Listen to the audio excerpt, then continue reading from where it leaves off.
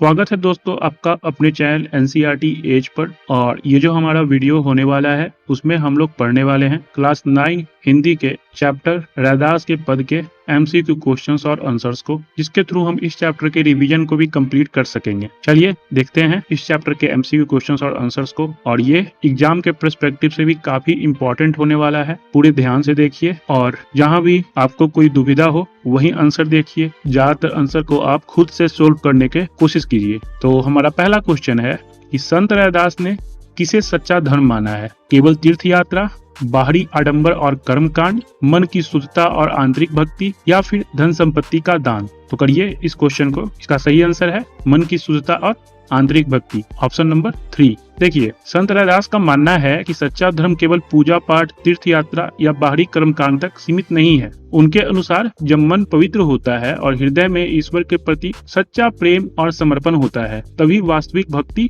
संभव होती है। इसलिए वे हमेशा आंतरिक शुद्धता और निष्कपट भाव को सबसे अधिक महत्व देते हैं। निष्कपट भाव क्या होता है? ताकि जिसमें कोई छल ना हो मन में। ठीक है, बढ़ते हैं सेकंड क्वेश्चन की ओर। अब कैसे छूटे राम रट लागी पंक्ति का मुख्य भाव क्या है? भगवान का नाम भूल जाना, भगवान के प्रति अटूट प्रेम और भक्ति, संसार से विरक्ति, या फिर ज्ञान प्राप्त करना? तो सही आंसर इसका क्या है? ऑप्शन नंबर 2, भगवान के प्रति अटूट प्रेम और भक्ति। अब कैसे छूटे राम रट लागी पंक्ति में संत रैदास ने भगवान के प्रति अपने गहरे प्रेम को व्यक्त किया है। उनके लिए प्रभु का नाम केवल एक मंत्र नहीं बल्कि उनके जीवन का आधार बन चुका है। वे बताते हैं कि जिस प्रकार किसी प्रिय वस्तु को छोड़ना कठिन होता है, उसी प्रकार भगवान का स्मरण भी उनके जीवन से कभी अलग नहीं हो सकता। चलिए अब थर्ड क्वेश्चन की ओर बढ़ते हैं। पहले पद में भगवान और भक्त के संबंध को समझाने के लिए कितनी प्रमुख उपमाएं दी गई हैं? ऑप्शन है 3, 4, 5 या 6। तो सही इसका आंसर क्या है? Option number 3, 5। पहले पद में संत रैदास ने भगवान और भक्त के संबंध को समझाने के लिए 5 उपमाओं का प्रयोग किया है। चंदन पानी, घन मोर, दीपक बाती, मोती धागा और स्वामी दास। और इन्हीं उदाहरणों के माध्यम से उन्होंने दिखाया है कि भगवान और भक्त का संबंध प्रेम, विश्वास और परस्पर निकटता पर आधारित होता है। चलिए अब नेक्स्ट क्वेश्चन की ओर बढ़ते हैं। प्रभु जी तुम चंदन हम पानी से क्या अभिप्राय है, यानी क्या मतलब है? तो ऑप्शन है भगवान के गुण भक्त के जीवन में समा जाते हैं, भक्त भगवान से श्रेष्ठ है, भगवान और भक्त अलग अलग हैं, पानी चंदन से अधिक मूल्यवान है। इसका सही आंसर क्या होगा? ऑप्शन 1, भगवान के गुण भक्त के जीवन में समा जाते हैं। इस उपमा के द्वारा भगवान को चंदन और भक्त को पानी कहा गया है। जब चंदन पानी के संपर्क में आता है तो उसकी सुगंध पूरे पानी में फैल जाती है। यह ठीक उसी प्रकार है, जब भक्त भगवान से जुड़ता है तो उसके जीवन में भी प्रेम, दया, करुणा और सद्गुण स्वतः आ जाते हैं। यही इस पंक्ति का महत्वपूर्ण संदेश है। अब बढ़ते हैं नेक्स्ट क्वेश्चन की ओर। प्रभु जी तुम घन वन हम मोरा में मोर किसका प्रतीक है? प्रकृति का, भक्त का, राजा का या बादल का? तो सही आंसर इसका क्या है? भक्त का, क्योंकि इस पंक्ति में भगवान की तुलना वर्षा के बादल से और भक्त की तुलना मोर से की गई है। जैसे मोर बादलों को देखकर आनंद से नृत्य करने लगता है, उसी प्रकार सच्चा भक्त भी भगवान के सानिध्य या स्मरण मात्र से आनंद और उत्साह से भर जाता है। यह उपमा भक्त की गहरी श्रद्धा और प्रेम को दर्शाती है। अब बढ़ते हैं सिक्स्थ क्वेश्चन की ओर। जैसे चितवत चंद चकोड़ा में चकोर किसका प्रतीक है? लोभ का, क्रोध का, भय का या समर्पण का? तो इसका सही आंसर क्या होगा? ऑप्शन 4, समर्पण का। भारतीय काव्य परंपरा में चकोर पक्षी को चंद्रमा का अनन्य प्रेमी माना गया है। वह अपनी दृष्टि हमेशा चंद्रमा की ओर ही लगाए रखता है। संत रैदास इसी उदाहरण के माध्यम से यह बताते हैं कि सच्चे भक्त का मन भी केवल भगवान में ही लगा रहता है और उसका प्रेम कभी डगमगाता नहीं है। अब बढ़ते हैं नेक्स्ट क्वेश्चन की ओर। प्रभु जी तुम दीपक हम बाती का मुख्य संदेश क्या है? तो इसका ऑप्शन है भक्त और भगवान एक दूसरे के पूरक हैं, दीपक बाती से बड़ा है, बाती अधिक महत्वपूर्ण है, या फिर केवल दीपक ही प्रकाश देता है? तो इसका सही आंसर क्या होगा? ऑप्शन 1, भक्त और भगवान एक दूसरे के पूरक हैं। देखिए, दीपक और बाती दोनों अलग अलग होने पर प्रकाश नहीं दे सकते, ये तो आपको पता ही है। लेकिन जब दोनों एक साथ होते हैं तभी वे जलते हैं और अंधकार दूर होता है।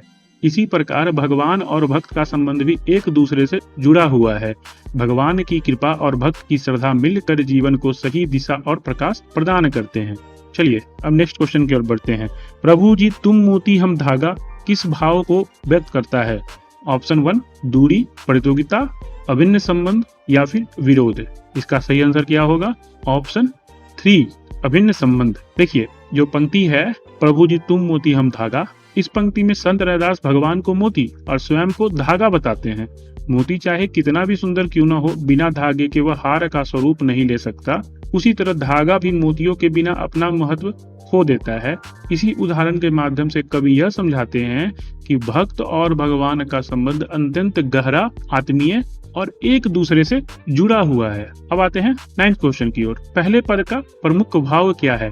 वीरता, श्रृंगार, करुणा, भक्त और भगवान की अभिन्नता। तो इसका सही आंसर होगा ऑप्शन नंबर 4, भक्त और भगवान की अभिन्नता। पहले पद का मूल भाव भक्त और भगवान के बीच अटूट प्रेम तथा अभिन्न संबंध को व्यक्त करना है। संत रैदास ने इसे अनेक उपमाओं के माध्यम से बताया है कि सच्चा भक्त अपने जीवन के हर क्षण में ईश्वर को अनुभव करता है। उसके लिए भगवान केवल आराध्य नहीं बल्कि जीवन का अभिन्न हिस्सा है। तो चलिए 10th क्वेश्चन की ओर। जो तुम तोड़ो राम मैं नहीं तोड़ो, इससे क्या व्यक्त होता है? क्रोध, अटूट भक्ति और समर्पण, शिकायत या निराशा। तो इसका सही आंसर है ऑप्शन नंबर 2, अटूट भक्ति और समर्पण।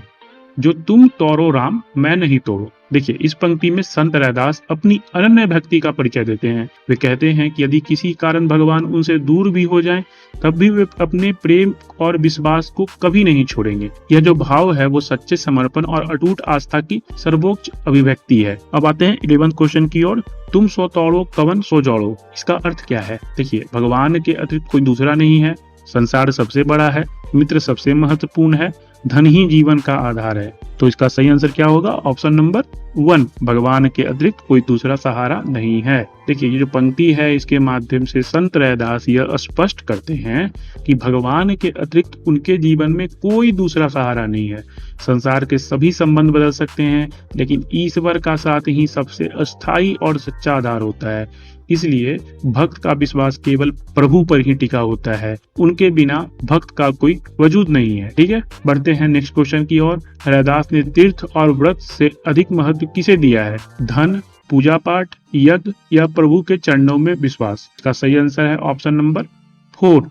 तो इसकी जो व्याख्या है वो है कि संत रैदास ने अपने पदों में बार बार यह संदेश दिया है कि केवल व्रत, तीर्थ यात्रा या बाहरी पूजा पाठ से ईश्वर की प्राप्ति नहीं हो सकती। उनके अनुसार सबसे महत्वपूर्ण बात है भगवान के प्रति सच्चा विश्वास, निष्कपट प्रेम और पूर्ण समर्पण।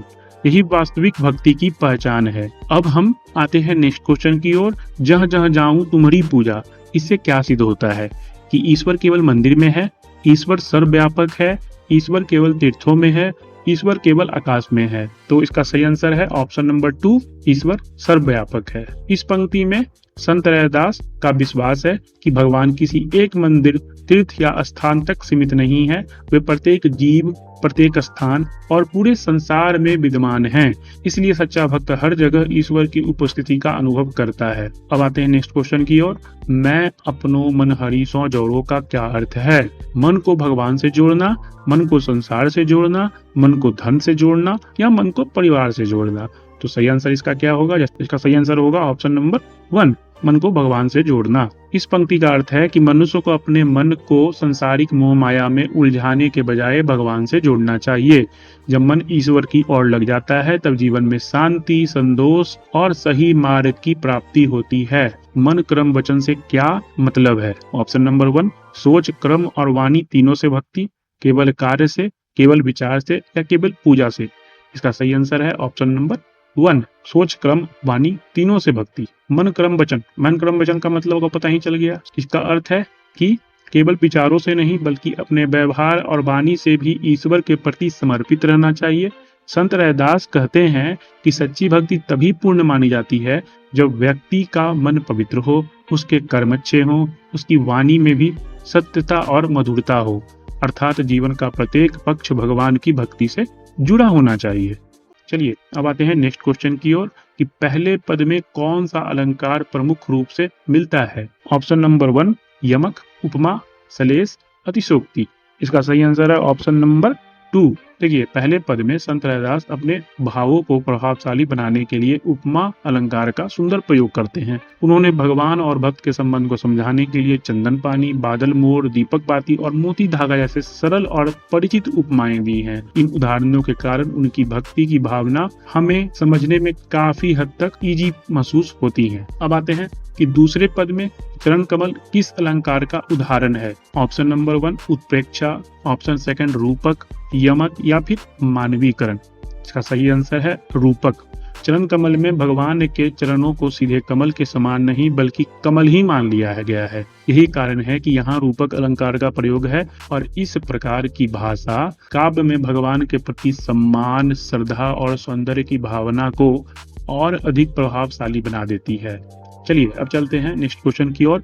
रैदास के दोनों पदों का प्रमुख रस कौन सा है? वीर रस, करुण रस, भक्ति रस या फिर हास्य रस? देखिए ऑप्शन नंबर 3 भक्ति रस। संत रैदास के दोनों पदों में भगवान के प्रति प्रेम, श्रद्धा और पूर्ण समर्पण की भावना निरंतर दिखाई देती है।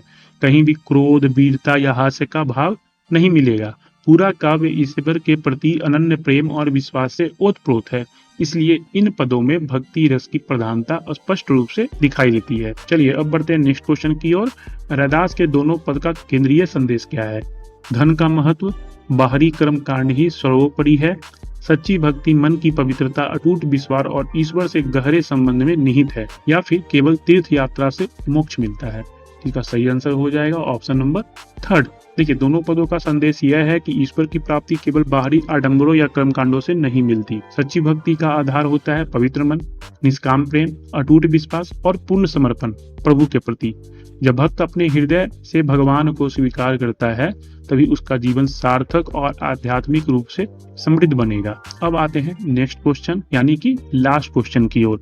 प्रभु जी तुम चंदन हम पानी, इस पंक्ति के माध्यम से संत रैदास क्या संदेश देना चाहते हैं?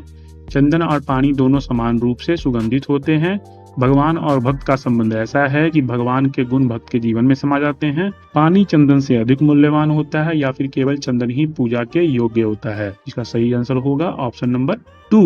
भगवान और भक्त का संबंध ऐसा है कि भगवान के गुण भक्त के जीवन में समा जाते हैं। उपमा है यह, प्रभु जी तुम चंदन और हम पानी। इसके माध्यम से संत रैदास बताते हैं कि भगवान का संग मनुष्य के जीवन को पूरी तरह बदल देता है।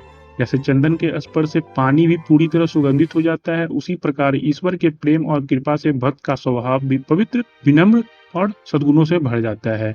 तो यह थे हमारे क्लास 9 गंगा चैप्टर रैदास के पद के MCQ क्वेश्चंस और आंसर्स। एग्जाम के पर्सपेक्टिव से ये काफी इंपॉर्टेंट है, इसलिए इसे जरूर से जरूर खुद से सोल्व करने की कोशिश कीजिए। और अगर वीडियो पसंद आया हो तो वीडियो को लाइक कर दें और चैनल को सब्सक्राइब करना बिल्कुल न भूलें, ताकि हम ऐसे चैप्टर्स आप तक और लाते रहें।